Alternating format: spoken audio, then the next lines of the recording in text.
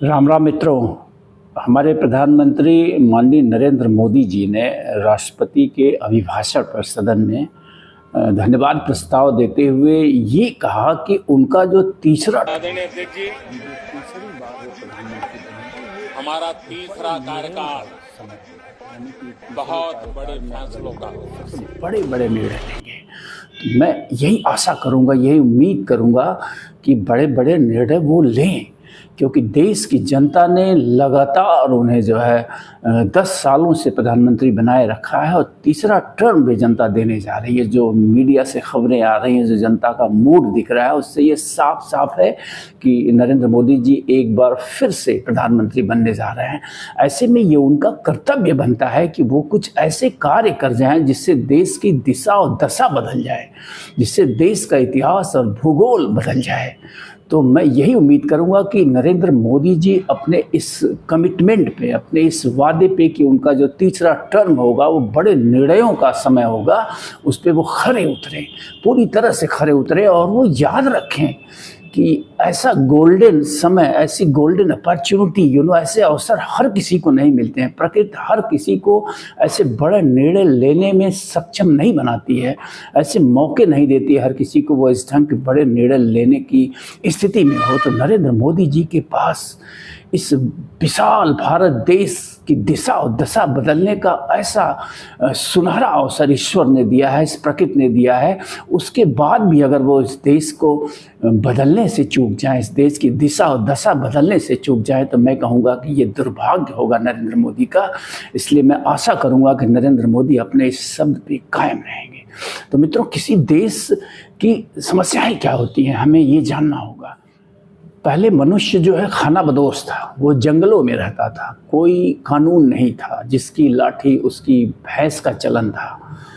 और आप कह सकते हैं कि इन्हीं सारी समस्याओं को देखकर उस दौर में जो लोग भी थोड़े से विचार करने वाले लोग रहे होंगे, जो एक कह सकते हैं कि न्यायप्रिय रहे होंगे, उन्होंने समाज की परिकल्पना करी होगी और समाज की नींव डाली होगी। तो मेरा कहने का मतलब ये है कि किसी भी समाज की नींव जो होती है वो न्याय व्यवस्था पे टिकी होती है, और इसी न्याय के लिए ही समाज की स्थापना करी गई होगी हमारे फोर फादर्स द्वारा, कि सबको एक समान न्याय मिले। ये नहीं कि किसी के पास अगर मसल पावर ज़्यादा है तो वो जो है दूसरों पे अन्याय करे। तो किसी भी समाज की जो मुख्य समस्याएं होती हैं वो यही होती हैं। इनको मैं 2-3 लाइनों में हमेशा से कहता रहा हूँ कि भय, भूख, भय, किसी भी समाज में भय नहीं होना चाहिए, किसी भी समाज में कोई भूखा नहीं होना चाहिए। भय, भूख, भ्रष्टाचार, और इस भय और भूख का जो कारण होता है वो भ्रष्टाचार होता है। तो समाज में अगर भ्रष्टाचार नहीं है तो ये भय और भूख नहीं रहेंगे, स्वतः मिट जाएंगे। तो भय, भूख, भ्रष्टाचार, अपराध और अन्याय, ये चीज़ें अगर समाज से दूर कर दी जाएं तो कोई भी समाज उन्नतशील समाज और सभ्य समाज बन सकता है। और अगर भारत को सभ्य समाज में तब्दील करना है, जिसका एक शानदार अवसर है हमारे प्रधानमंत्री नरेंद्र मोदी जी के पास, क्योंकि उनको प्रकृति ने और इस देश की जनता ने इतना प्यार, इतना सम्मान और इतनी शक्ति दी है कि उनके पास ये क्षमता तीसरे टर्म में, क्या मैं कहूँगा इसी टर्म में थी। इस टर्म में उन्होंने कुछ अच्छे कार्य किए हैं, लेकिन तीसरा टर्म उनका अंतिम टर्म माना जा रहा है। और मैं भी मानता हूं कि तीसरा टर्म उनका अंतिम टर्म होगा, और शायद नरेंद्र मोदी जी भी इस चीज़ को महसूस कर रहे होंगे कि ये तीसरा टर्म जो होगा उनका एज ए प्राइम मिनिस्टर वो लास्ट होगा। इसीलिए शायद उन्होंने कहा भी है कि ये उनका जो तीसरा टर्म है ये बेहद ही महत्वपूर्ण है और बड़े निर्णयों का ये टर्म होगा। तो मैं यही आशा करूँगा कि ये जो चीज़ें हैं, भय, भूख, भ्रष्टाचार, अपराध और अन्याय, इसको मिटाने के लिए मोदी जी ईमानदारी से जो है प्रयास करेंगे। आज देखिए कुछ समस्याएं हैं जिनको देख के ऐसा लगता है कि जो भी पॉलिटिकल एस्टेब्लिशमेंट रहे हैं हमारे देश में, या जो है नरेंद्र मोदी जी पे भी ये दोषारोपण किया जा सकता है कि वो ईमानदारी से इन चीज़ों को ख़त्म करने का प्रयास उन्होंने अभी तक नहीं किया है।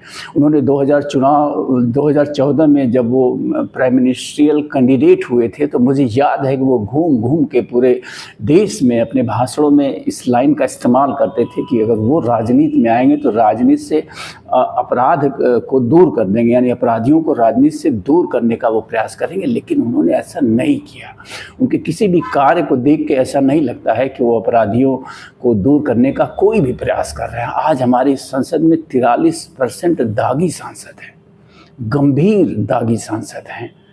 तो इसको देख के कतई नहीं लगता है कि नरेंद्र मोदी जी ने अब तक कोई प्रयास किया है। लेकिन उनके तीसरे टर्म में मैं उम्मीद करूंगा उनसे कि वो ऐसा प्रयास करेंगे और संसद को अपराध मुक्त करेंगे, अपराधियों और दागी सांसदों से मुक्त करने का काम करेंगे।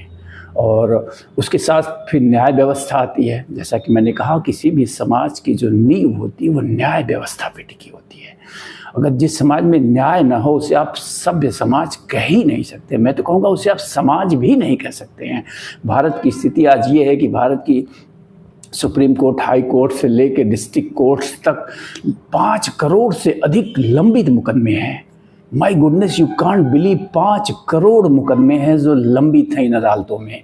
और फिर राजस्व एक अदालत होती है, उसको आप छोड़ ही दीजिए, लगभग इससे भी अधिक 5 करोड़ से भी अधिक लंबित मामले राजस्व की अदालतों में हैं। और सबसे दुर्भाग्यपूर्ण है कि हमारी हाई कोर्ट, सुप्रीम कोर्ट और डिस्ट्रिक्ट कोर्ट्स में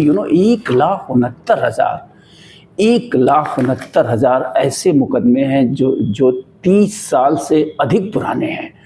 can you believe what kind of justice this is? अगर 30 साल बाद किसी को न्याय भी मिल जाता है तो क्या उसे न्याय कहा जा सकता है? मैं तो कहूँगा कि वो घोर अन्याय है कि अगर किसी को 30 साल 40 साल बाद न्याय मिलता है। पटिशनर की मौत हो जाती है और जस्टिस नहीं इस देश में हो पाता है। तो न्याय व्यवस्था में आमूल चूल परिवर्तन करने की ज़रूरत है, एकदम बदल देने की ज़रूरत है।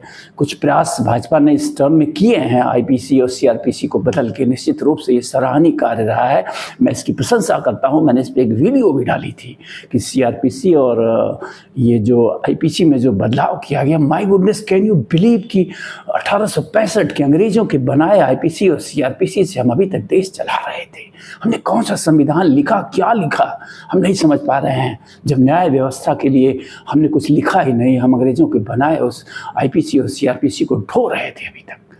तो ये